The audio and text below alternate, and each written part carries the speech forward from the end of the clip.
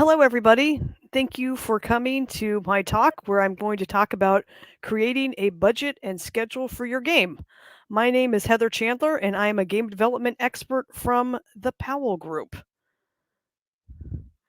A little bit about myself. I have been working in the industry in production for about 25 years. I started my career at Activision way back when as a production assistant. And then over the past many years, I worked my way up to being a senior producer on Fortnite. And now I am also working on several other titles, including Helldivers 2 and Threads of Time. I also am an author where I've written a couple books about game production and game localization. And I also am a consultant with the Powell Group where we help independent developers kind of, find publishers or help them get their projects on track or find teams or anything else that you might need to actually make a game. So today I am going to talk about the exciting world of project management. We're going to focus most specifically on creating a schedule and budget because, as many of you work on your games and you're thinking, hey, I actually want to turn this into something, you're going to have to pitch your game to a publisher and they're going to be interested in understanding how much money do you need to make the game and how long is it going to take you to finish it. So, this talk's going to kind of go through just some very basic, high level things that you'll want to keep in mind as you structure a schedule and budget for your game. And then you can use all of these things to create something that you can include in your pitch deck for publishers. I'd like to begin the talk just by discussing what is project management. Project management is a term that gets thrown around a lot, and you may not think, wow, why would I need project management on my game? I know exactly what I need to do. But I think it's important to kind of understand the mindset and the concept of what project management is. So basically, we have what's called like the project management triangle, or as you can see here, it's a Venn diagram. And the choices are you can have something good, you can have something fast, you can have something cheap. And the beauty of the project management sort of triangle is that really you can only service two of these items. So, for example, if you want to make something that's really good and make it quickly, it's probably going to be expensive because you're going to need to have a large team and you're going to need to have enough resources so that you can work at speed. If you want to make something good and keep costs down, it's probably going to take a long time to do. It could take many years to do because you'll have a smaller team, or in some cases, you hear stories of one person development groups that worked for 4 or 5 years or 6 years on a game before it was released. And then if you decide, hey, what the heck, I'm not even worried about making anything good, I'm just going to make it as fast as I can and as cheaply as I can, then you're probably going to have poor quality. But that still is an option. If you're okay with not making something good, then you probably can get something made fast and cheap. So when you think through sort of project management, this helps prioritize your strategy for shipping the game. You want to think about which of these things are the most important pillars for the project management of your project. Sometimes teams say, okay, I really want to make something good and fast. But then as time marches on and they get closer to a ship date, they may need to scope down as the release date approaches. So you want to focus on creating something that provides a core playable build that is a good experience, and then you can build on that.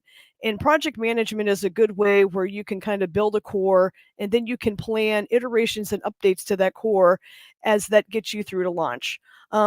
The beauty of sort of this iterative method is that you always have a build that you can play. And at some point, the build will be in a position where you could say, this is good enough. If I had to ship it today, I could ship it today and then I could continue improving it. No Man's Sky is a great example of that. Pokemon Go, for you players out there, if you remember way back when that game got launched 5 or 6 years ago, it was a very different version of the game than you play today. So, next, we are going to discuss why project management is important. And project management and production kind of are used interchangeably. In my mind, I view project management more as that is a very specific focus on budgets, schedules, staffing plans. But production also encompasses what you're trying to do with your game. You're actually trying to create an interactive experience that players will enjoy. So, production means you take project management, and as you're thinking through sort of your budget, schedule, staffing needs, you understand from a quality standpoint what it is your players want. So that means that you are working directly with art, design, and engineering. You're working directly with your publisher, and you're not just having conversations about money and timelines, but you're having conversations about the quality of the experience, what the goals of the game are, what are the pillars, and how can you craft a production plan that encompasses all these different things. And it means you have to have inputs from the development team and from the publisher. So production is sort of that all encompassing thing. And the reason that production is important on your game is because it can help you in many ways. Number one, it helps you kind of scope what it is you want to do. So if you've not made a game before, there's so many different things that you need to work on and create and plan for, that when you start sitting down and listing out all of these things, you may find that the game you want to make could take 5 years. But if there's a version that you could make in a year, production can help you scope that because you'll be looking at sort of your scheduling and your budget, and it forces you to be very thoughtful about where you want to make cuts or reduce scope. Production also helps you identify all the different things that you're going to need. So it's not just about, do I have enough money, but you also have to hire people, and these people require salaries. You have to figure out what technology you want to use. Do you want to use the Unreal Engine? Do you want to use the Unity engine? You need to think about sort of the schedule for making the game, and do you have enough money to sustain the studio until your game launches? And so as you think through sort of your production plan and what's needed, it can help you identify all of these different things. It also is useful for defining what you can and can't do in a project. So you might say, okay, we um, are not able to use the Unreal Engine because right now the only people that we can find have experience with the Unity engine. And it's not to say that people can't know multiple engines, but in this example, you want to hire somebody quickly. So you're like, okay, so for this game, we're going to focus on Unity because we already have prior experience with that. Um, you might determine that you can't support the cost for full voiceover in a game. So production can kind of also help you figure out what's going to work and what might not work. Once you actually start making the game and you've kind of pulled your plan together, production is especially important during development because it helps you track against the progress you want to make. So you can start measuring how well are you progressing. Later on in the talk, I'll talk a little bit about a roadmap and a milestone schedule. And so from a production standpoint, you're going to be constantly comparing your progress against what you planned out in your milestones. And it's very important to be able to measure these things because it helps you determine how far um, off you are schedule wise. Is this game going to come out when you think it's going to be ready? Is it going to come out months later? Is it actually ready to come out earlier? So it's really important that you have a framework in place so you can constantly measure your progress. And the other thing I like to say is knowing. It is really important for you to know where things are with your project, what the plan is for the game, where you're starting, where you're going. And if you are working with a publisher or you're looking for one, the more you can show them that you've thought through the plan and you understand all the different pieces of, what it's going to take to make this game, they are going to feel more comfortable providing you with funding or support because they know that you already have an understanding of what your project needs are and you understand how to track and measure these things. All right, next slide. Let me get a sip real quick. All right, so we're going to start by talking about roadmaps and milestones. So I'm going to show some examples and I'll show those in a minute. Let's see here. Can we switch to the shared screen? Okay. So the first thing we're going to talk about is what I call a milestone overview. I've kind of made this example template off of a fake game just so that I can kind of talk through the concepts. So, the content of what I've put in any of these things, if people are trying to read it, is not important, or as important, and it's not a specific game. It's just there as guidelines for the types of things you want to think about. So, a milestone overview is a way to kind of slice your project up into mini goals across the timeline. So, if you have a game and you're like, I'm going to finish this game in 2 years, you're going to divide that up into a set of mini goals that are called milestones. Um, Studios define milestones differently. For purposes of my spreadsheet, I kind of stuck with some very basic definitions of the concept milestone, a prototype, a first playable, an alpha, a beta, and then a launch. Within each of these milestones, you're going to have specific deliverables for each of your disciplines, including engineering, art, design, production, publishing, sound, localization, and whatnot. So, what you would do is in the concept phase, the overall goal of the concept phase is to define your game concept and scope out what the core elements are that you want to prototype and iterate on. So for a lot of you, you might, as part of the game jam experience, you're going to start out with this, like, what if? What if XYZ? What would that core loop look like? And then you're going to build a prototype. And so you're going to start by defining sort of broad strokes of what this concept looks like. You'll think about, from a design perspective, you'll probably think about gameplay ideas. You're going to think about character and settings. You might do some paper prototypes to test out ideas. You might start by creating some simple digital prototypes. The artist is going to start looking at visual references, building mood boards, and kind of trying to find the style. And then the engineering group is going to be looking at what types of engines they want to use, what's the architecture. So if this is going to be a multiplayer game, how are they going to do that? They're going to work with art and design to discuss the feasibility of different game ideas, features, and systems. And they will also be helping with some rapid prototyping as everyone kind of tries to brainstorm and hone in on sort of what they think the concept is going to be.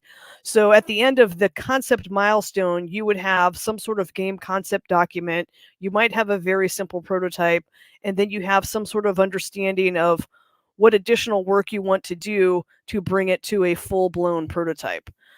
So the next milestone in this timeline would be a prototype.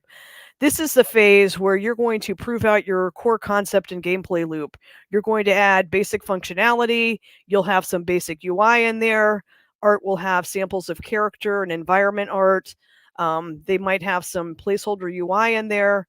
Design is going to have like a core game loop that feels really good and really gets across what the player would experience if they were to play the game. Production at this point is going to be creating a high-level roadmap with the milestones, and they'll start estimating sort of the budget and schedule. Publishing is going to be looking at sort of platforms, market position for your types of games. So they'll start doing sort of comparables and competitive analysis. And if you don't have a publisher, you probably would be doing this sort of comparable or competitive analysis yourself. And so during this prototype phase, the goal is to create a prototype that you can hand to somebody that's not necessarily a game developer or somebody on the team and say, can you play this game and give me your feedback? Is this gameplay fun? Do you have an understanding of what we're trying to do with the characters and settings and themes that we've chosen? Is this enticing to you? Can you see how we would develop this game, into a full game experience? And so many times when you go pitch to a publisher, they're going to want to see at least a playable prototype.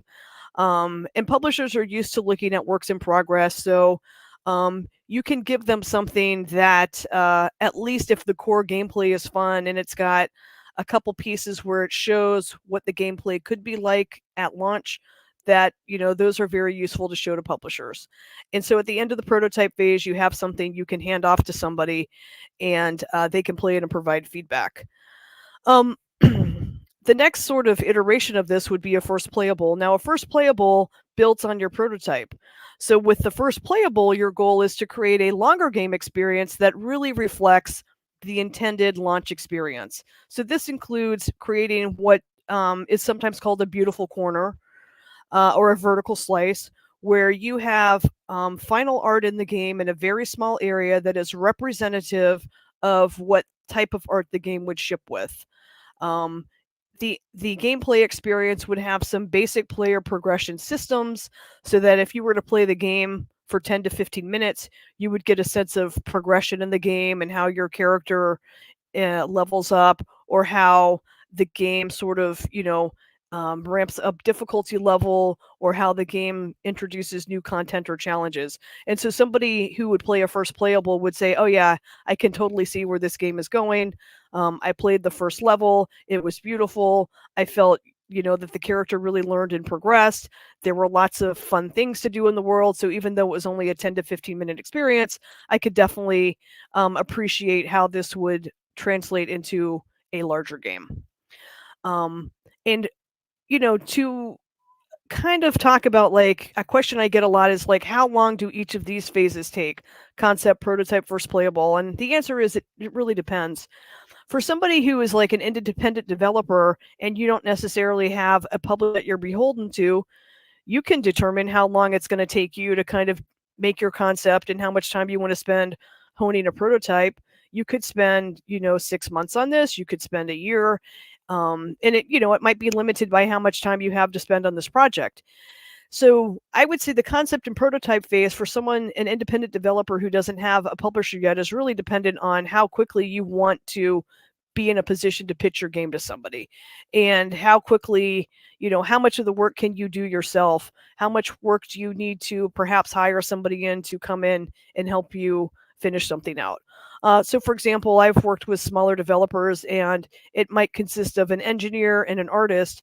And between the two of them, they have enough skills to get a concept and a prototype up and running that would be good enough to show a publisher. Once you do get a publisher involved, though, they might have specific guidelines for how long they want you to spend on different types of milestones. So they might say, okay, we liked your prototype, we're going to sign you to a deal. The first milestone we want you to achieve is a first playable. And they might say, we want to target that for in 4 months, we want to see a first playable. And then, in 10 months, we want to see an alpha. And then in 6 months, we want to see a beta. It really all kind of depends on the schedule that you guys have agreed on with them. It depends on the work that you do ahead of time, where you say, this is the schedule we've made out, and based on our understanding where we want to go, here's where we think we'll be at first playable, we'll be at alpha, we'll be at beta. So for a project that's in development for about 2 years, I would say sort of these first three phases could take anywhere from 6 to 9 months, and then the alpha and beta, alpha probably taking roughly 12 months, and then the beta taking the remainder of that time. Um, so the next one would be an alpha. Now, and for me, I think an alpha is one of the most critical milestones in the game development sort of milestone track, because at this point, once you have a completed alpha, you have a game that can be played from beginning to end, that has all the core systems in place, and it has all the content in at a placeholder level or above. So this means you can hand this game off to somebody and say, here is what the entire game experience will be like. You have your core UI in, your core progression systems in, the core game loop is working. You might have sort of first iteration of music. You will have art and animation in to some level. It might not all be polished, and some of the content could be placeholder, but you can really see and say, this is an actual game. It just needs now, the placeholder art needs to be replaced, it needs to be polished and refined, and we need to make a couple little adjustments in the game loop, and then we're ready to add the other content, like our side quests, like our other challenges and things like that. And if you can get a game to an alpha, and from there you can really sort of map out specifically what are the things we need to do to get it to a beta. Alpha is also where you're going to start, getting your sound effects in. You're going to start thinking, probably start localizing things. You're going to be um, doing some heavy testing starting with alpha. Up until then, testing wise, you will be, testing specific builds for specific feature functionality. But once you hit alpha, you're going to have a lot more testing on a regular basis because you're going to be constantly putting new things in the game, tweaking things, and making adjustments to it. The next key milestone after that is beta. And basically, a beta is this game is ready to ship minus any bugs that need to be addressed. My recommendation is, and there's different schools of thought on early access, so don't take my word, as like the only way to handle it. But most of the time, if you are thinking about doing an early access title, you probably want to have your game close to beta, which means the game is close to being launched. All the assets are final, all of the gameplay is in, all the systems are working, it is code complete, you're not adding any new features, it doesn't have any placeholder art. Um, you know, you have it's got a localization, thing placed. You've got your final VO recordings done and they're ready to be implemented.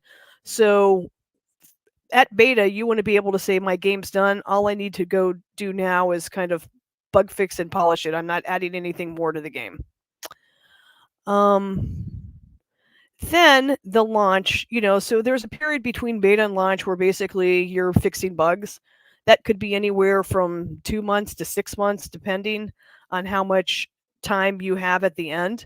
I recommend at least having 2 months between beta and launch just because there's going to be a lot of stuff in there, a lot of little stuff that you're like, oh, this is an easy fix. We can polish this. This is going to make it better. We have this handful of bugs to fix. But once you've kind of done that, and then the game is ready to launch. And at launch point, you're saying, hey, we don't, all of our high bugs have been sorted out, art's final, all of that. So that in a nutshell is sort of how you would do your milestone overview. Let's see here. So I want to talk through a little bit how you would think through your milestones. Again, this is just an exercise to kind of help figure out what it is you want to do. So you might start by saying,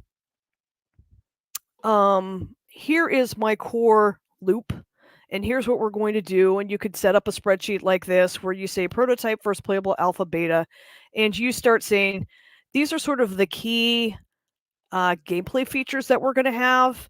You could put your narrative stuff here. Again, these are just examples.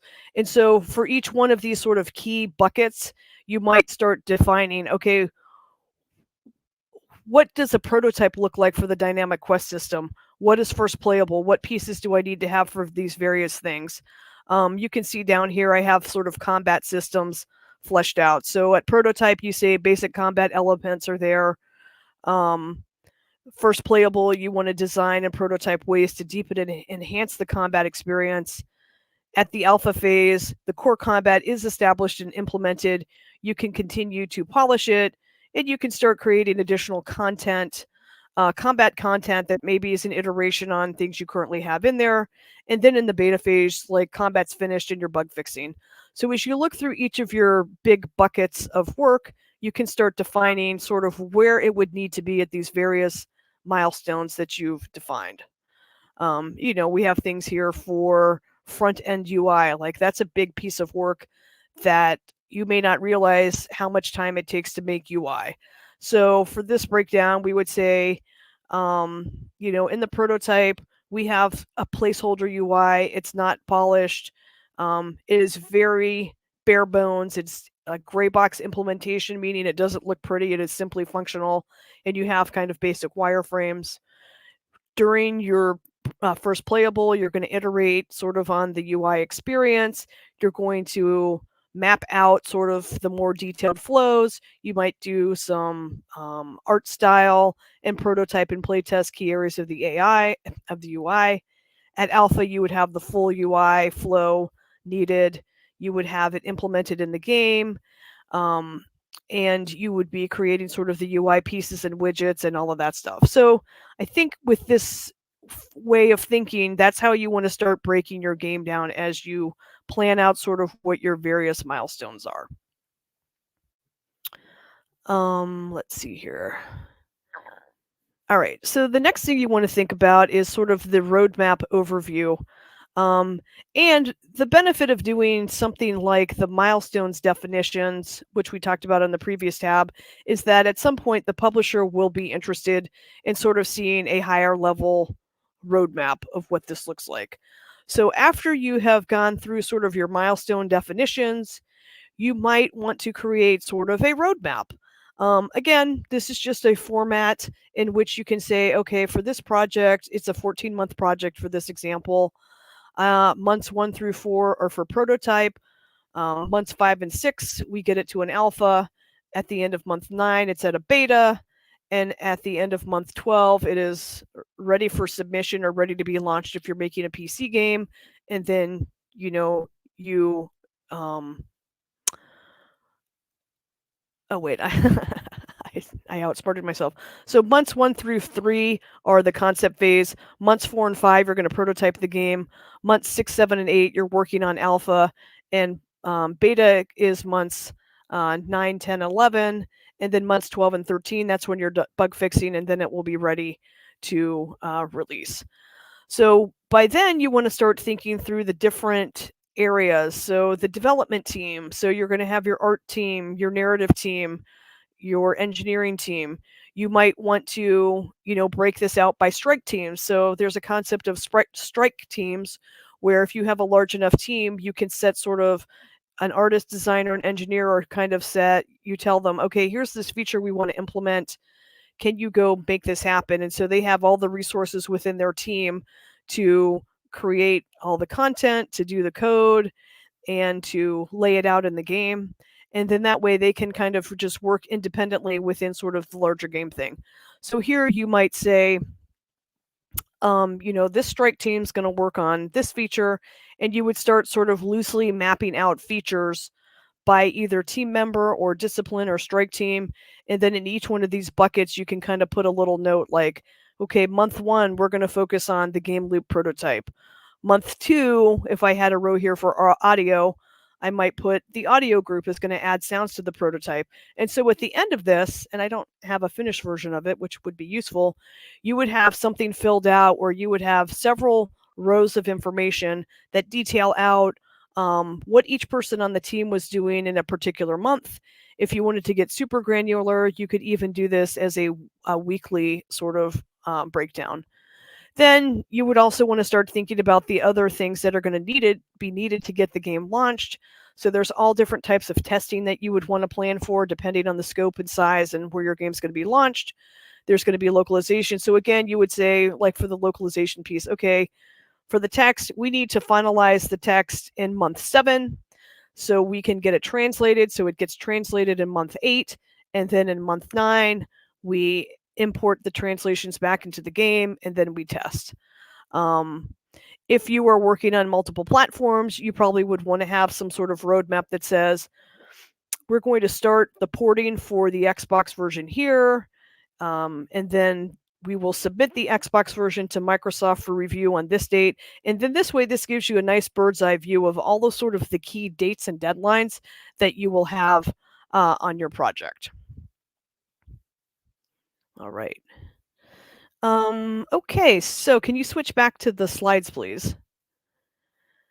All right, so we talked about all of those things, the milestone overview, the definitions, and the roadmap. Next, we're going to talk about how to actually create a schedule. So you're like thinking, okay, Heather, yes, thank you for all of this information. This is very useful, but like I want an actual schedule. Like, how do I make that? So schedule estimates, can you go back to the spreadsheet now? Thank you. So here, again, it's another template to use for schedule estimates. As you start thinking through sort of what the different pieces of your game are, and if you have a team now, so you can see here I've kind of got in the rows, I have various sort of game areas that are broken down into key features. And then each one of these columns is a person that would do that work. So this team has a producer, a programmer, an artist, designer, a writer, an audio person, and a QA person. If you have a larger team or more specialized people, like I have an AI programmer, I have a networking programmer. For an artist, I have a concept artist. You could add columns for them. And, I've had a lot of people talk to me like, what's the best way to make a schedule? There's tons of different sort of schedule creation things out there. There's Microsoft Project, there's something called Monday.com, there's all different sorts of things. I would definitely encourage you to go explore those. I found that for sort of initial napkin math sort of things, I like this spreadsheet format because for me it's very simple and it behaves exactly in the way in which I want it to behave. I don't have to learn a new program. It doesn't have a lot of fancy things that I'm not entirely sure how to utilize as a feature. So that's just my 2 cents there. But as you think through, if you said, okay, we are going to have a feature in the game for quest one in the game, we'll call that feature one. The player is going to explore a forest area and they're going to be able to walk, run, and swim, and they need to collect items and they will need to get quests from somebody. So you could start sort of outlining here all the various actions that a player might need to have in the game. And then you start talking with sort of your programmer, artist, designers, all kind of get together and talk through what might this look like. The designer might have even a concept started, a design scope thing.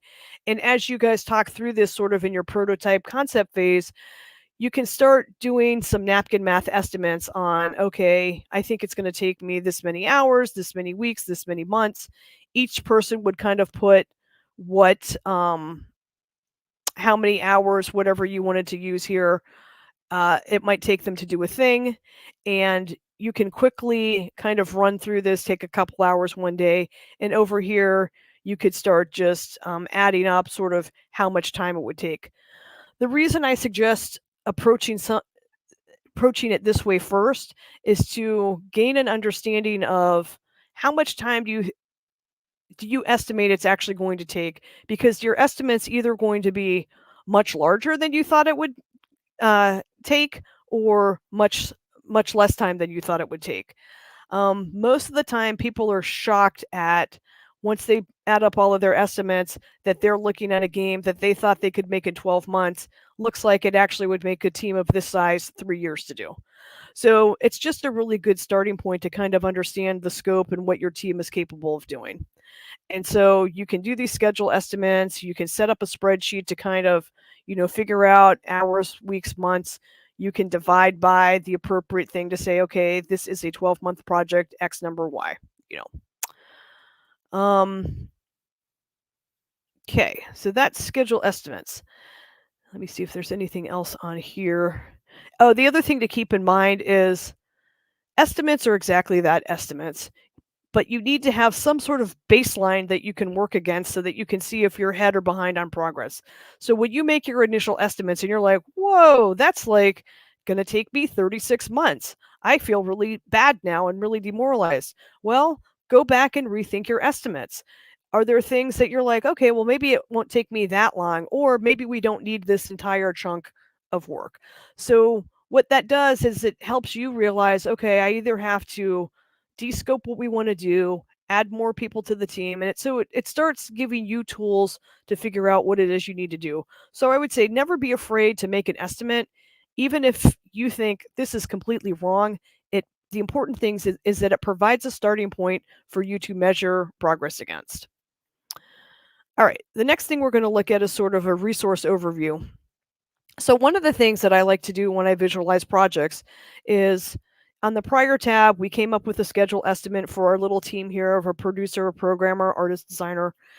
But we might not need the writer to start right away on the project.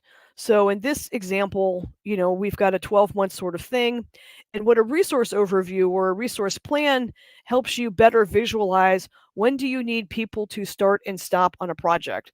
Because that is one way you can keep your game within budget, because you might say, I don't need a writer on the project for a full 12 months.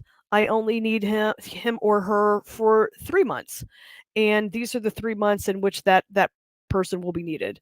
And the same with audio. Like we're not going to have any audio work that needs to be done before beta.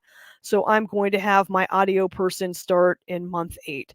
So as you're looking through the various things you need to do on the project, it will help you figure out how long do you need, the producer, the programmer, the artist. In this example, the programmer, artist, and designer start on the project at the beginning because they're all very involved in the concept phase and the prototype phase.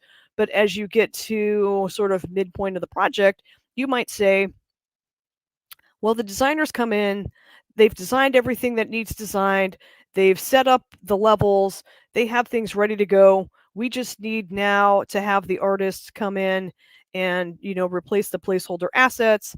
The programmer might still be, fixing bugs and doing localizations and other things. So we will let the designer roll off at this point in the project. That designer can go work on another project. And so this is a really nice way to kind of understand the ebb and flow of your team. All right. Next, we've got, I talked about iterative development.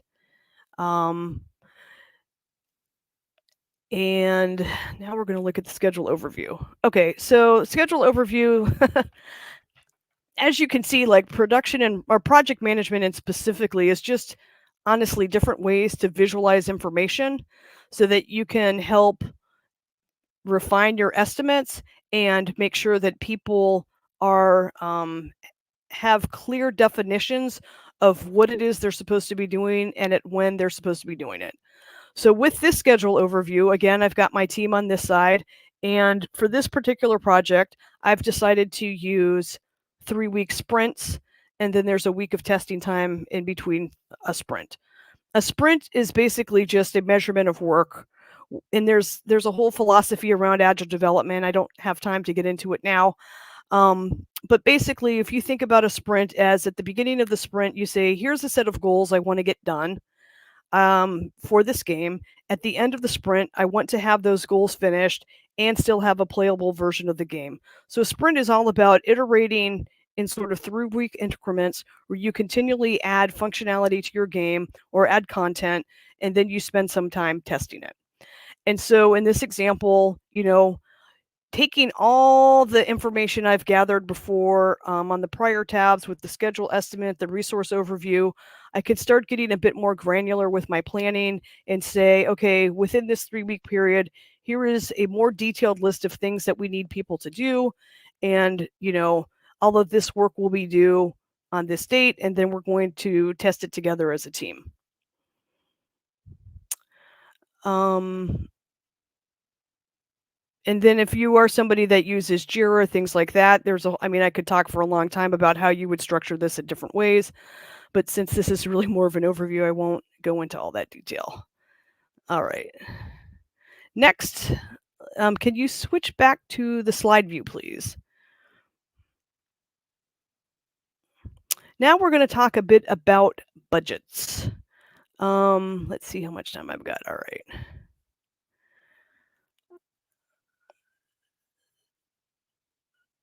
Okay, so can you switch back to the slide view? All right. So on the screen, you will see an example budget. Again, caveat, this is for example purposes only. I purposely put everything as $1,000 because I didn't want people to get distracted by saying, oh, that's how much a designer is going to cost me for a month. None of these things are based on reality. I just picked 1,000 because it's easy to kind of talk through the examples with this. So how do you begin by making a budget? You've done planning prior, right? You've got your schedule, you have your concept, and you have sort of the scope of your game. You might have an understanding of who you have on the project. Okay, I have 3 people. As you start thinking through what that looks like, you need to start planning out sort of, and you've planned out sort of what work is needed for the game. You've talked through sort of your time estimates. You have an understanding of how many months you think you will need funding. You've kind of put together your resource plan that shows when you think people will roll on or off the project. And so those are sort of kind of your starting points. I've outlined this budget again to kind of mirror the 12-month project example I've been discussing throughout. And on here, you can see we have, a larger team than what I had in my planning prior, because the planning revealed that we actually needed 2 designers, 2 programmers, 3 artists, a sound designer, and a tester. And then down here, you kind of have, what I call management, community manager, producer, marketing manager. And of course, the list for this is going to look very different. I've done budgets for teams of 5. I've done budgets for teams of over 100 people. And so this list of sort of the people that you need is going to look very different on any project that you do. But it is useful to break your budget out into sort of the specific person, because salaries are always going to be the most expensive thing on your project. People are expensive, right?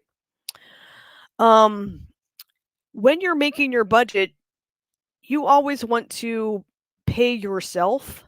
So even if you're like, hey, I want to save money on this project, so I'm not going to pay myself, when you pitch to a publisher, you still want to include yourself as part of the budget.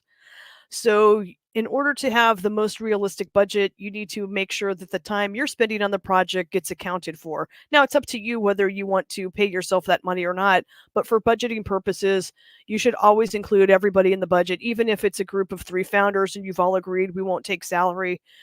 Your salary should be included in the budget. Um, when you look at some of these other expenses that you might have, like external contractors, you might want to have an accountant, you might want to get a lawyer. There's lots of different ways you can find, freelancers that would come in and work on a very targeted time frame on a set of specific things.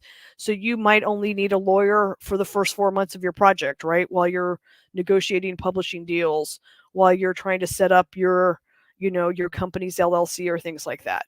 So, in addition to having sort of full-time salaried employees, you're going to have probably some external types of contractors, and then you might even have people that you outsource to. You might have an art studio that you're outsourcing to. You want to think through, what type of equipment are you going to be needing? That starts adding up. If you have a physical space, rent could be a big chunk of your monthly expenses as well. To rent, a space where 10 people could come and work probably would cost, several hundred or several $1,000s, depending on where you live and what rent is like. You're going to need computers and dev kits, and those aren't cheap. And you're going to need it for each person on the team. So each person on the team might need $3,000 to $5,000 worth of equipment. You're going to want to travel. So you've got to think through, okay, if I'm going to go to GDC, I need money in the budget for things like that. So the budget is really where you kind of start thinking through all the different things that are going to cost money, and you start listing them here. And, I've broken this out to kind of say, for example, it's only during these months that I would spend money on a thing. And so when you make the budget, you can kind of indicate, okay, this is a month where money gets spent on that thing. And so that's why some of these things don't have, you don't want to necessarily just average the cost of everything and then carry it across the um, whole thing. Because when you are trying to look at your budget and understand, you're going to get a understanding of, in month 1, I only needed $9,000 because I had so few people working on the team. But by the time I got to month 9, I needed $18,000 a month to sustain my studio because we added some contractors and we have a larger team now. So that's why I recommend sort of breaking it out and really indicating the specific amount a group gets paid in the month that they get paid. Let's see here. Whoops. What else do I have here?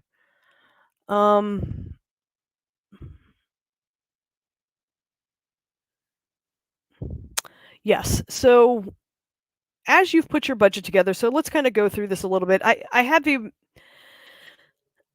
I don't have it in this example, but one of the other reasons you kind of want to track your information like this is, let's say you get funding in month 5 and you're like, "Wow, this is great.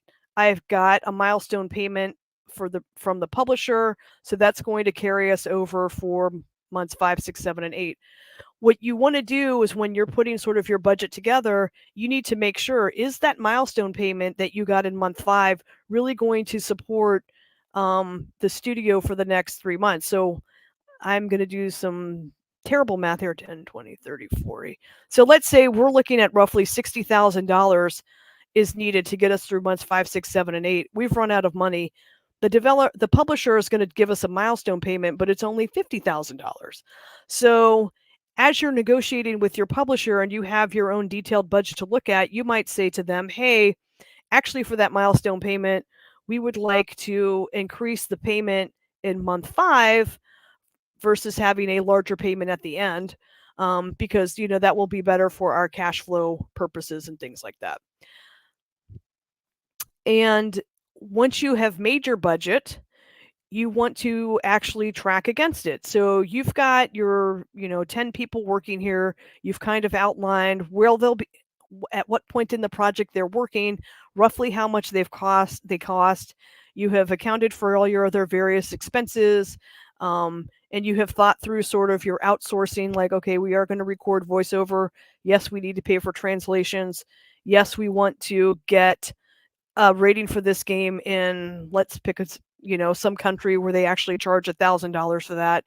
Um, and so now you have this thing to work from, and then you want to start tracking against your numbers. So as you go through month 1, 2, 3, and 4, you're going to want to say, this is how much I actually spent in month 1. And then you can go back and see how well were your budget predictions, and then you can use that data to iterate on your budget, make adjustments and improvements to it to get a budget that is more accurately reflects your cash flow and progress against it. Um, the other thing I would say is, if you are not um, money savvy, like, a lot of times I think people get daunted by budgets because it's a lot of numbers and it's money. And for people who don't necessarily spend a lot of time in spreadsheets and money, they may feel like, I don't really understand what's going on. I don't really enjoy this sort of stuff, so I'm just going to ignore it. I would say, even if you start your own company and you hire somebody who takes care of your budget for you, it is still useful to you to understand how the budget works and to know your numbers. Because at a minimum, when you're negotiating with a publisher or you're trying to negotiate with an outsourcer, for you to understand your budget and numbers is going to be super useful when you're trying to negotiate through those things. And there's lots of different programs out there that can help make tracking your budget a lot easier. You can use something like Quicken or You Need a Budget. There's also the FDIA offers. Oh, I have a link to it at the end. I'll talk about it in a minute. So there's a lot of different resources you can get that can help you become more comfortable with budgets and numbers. All right, can you switch back to the slides, please? So now I've kind of given you a very high level overview of budgets and schedules. Hopefully you've taken away a couple pieces of useful information. Um, I also have a book that I've written called The Game Production Toolbox that goes into budgets and schedules in a lot more detail, offers a lot of different examples. I also wanted to recommend, speaking of the, hey, how do I get better at being money smart or doing budgets? The federal government has what's called a Money Smart program. It's geared towards small businesses, but it's super useful and it's free and it has tons of resources on there. It has budget templates. It answers all different types of questions. And then, of course, indie game business, which I'm sure you guys should know about by now. We are a group that we want to teach developers about the business of making games. So we offer all types of free resources. We do a weekly podcast. We do virtual conferences. We have an active Discord, and there's lots of people in there that are more than happy to jump in, answer questions. It's a good way to meet other indie devs and other publishers. So, thank you so much for coming to my talk. If you have any questions, I will be happy to answer them.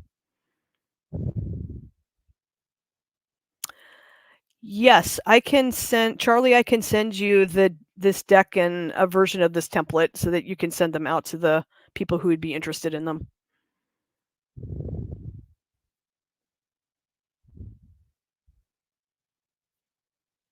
Okay, so the question is, how are cuts to wished for features handled, like the decision to cut the metro before release? So when you are trying to descope your game, it is very important for you to understand at the core what are the pillars of your game and what's the most important thing you need. So when you um, are looking at a feature that you're like, I really would like to include this feature, first of all, you want to evaluate the time and effort that it takes. You also want to include testing time because all of those things kind of help you figure out it's going to take me X amount of time to make this feature.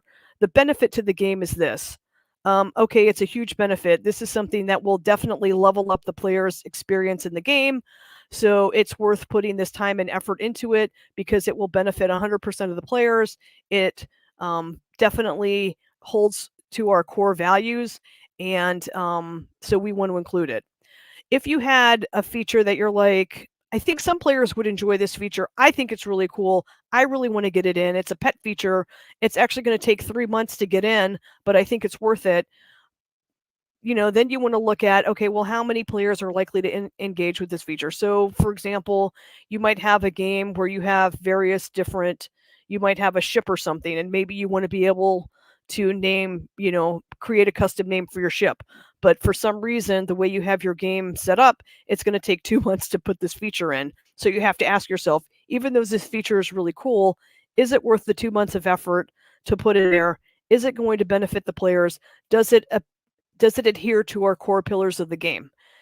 If you had a core pillar that was like, our game is highly customizable, that actually makes the argument stronger that you should include that. If the core pillar of the game is on our ships, you can customize sort of the look of your ship. You might say, okay, naming your ship would be cool, but because we already have all these other customizable aspects of the ship, not worth the time and effort. That time is better spent elsewhere. Because you really want to kind of do what's a cost benefit analysis to figure out should we cut this feature? Should we include this feature that we think is really cool?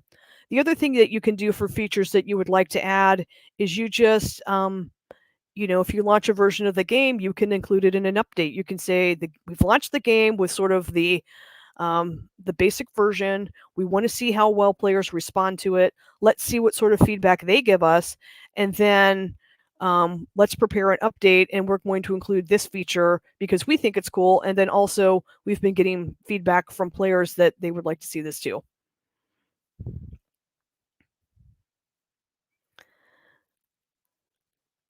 Oh, I wish I had marketing's milestones in the roadmap for my current game. How do you? Yes, okay. Marketing is a whole other thing to plan for, and that's a great question.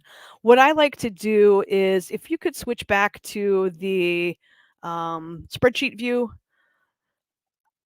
here, I think on my roadmap, is it this one? On the roadmap overview, um, what I like to do is I do sort of a roadmap view of marketing, and then I put all of the sort of the key marketing things. They're going to need trailers. They're going to need screenshots. They're going to need blog posts and things like that. And I put it on my main roadmap. And then what I try to do is kind of match it up to what phase the game is going to be in at that time so that I can be more specific with marketing about what type of content I can provide for them for game trailers or screenshots and what stuff that they would have to to wait for. So really, if you have a marketing partner that you're working with, they should be you should go work with them directly to kind of say, look, I want to lay out a roadmap of when you want things and what you're going to need because I need to reconcile it with our development roadmap so that I can give you a more accurate picture of when you will actually be able to get these things.